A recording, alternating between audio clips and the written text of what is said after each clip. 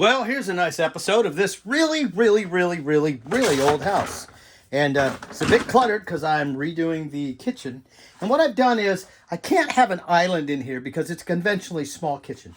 So what I've done is I've kind of created an island up against the pass-through window. I'm going to put a little short shelf here, which I'll have to illuminate that window from the other side. But I'll end up with a pass-through shelf here. I'll put some little French doors in here to replace what was the large doors.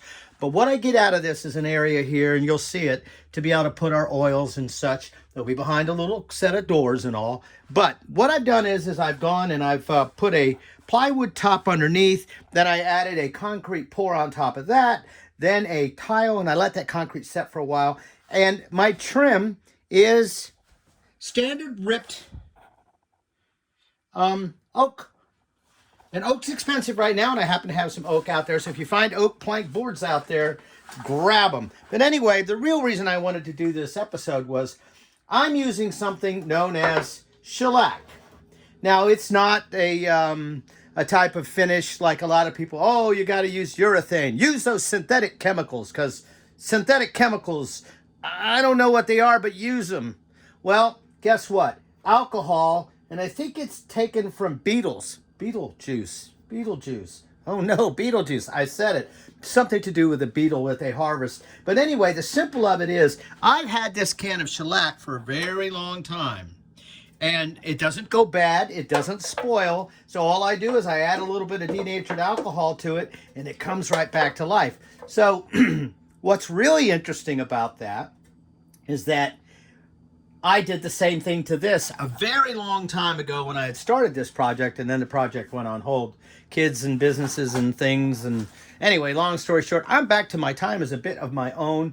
And of course, my kids are doing wonderful and everything's good. And I'm back to dibby-dabbling with this really old house. Anyway, I digress. Hi to my kids out there, by the way, if you're watching. They're pretty awesome. Long story short, though, is that you take a little bit of raw oak, sand it down, and I'm going to grout right up to the oak.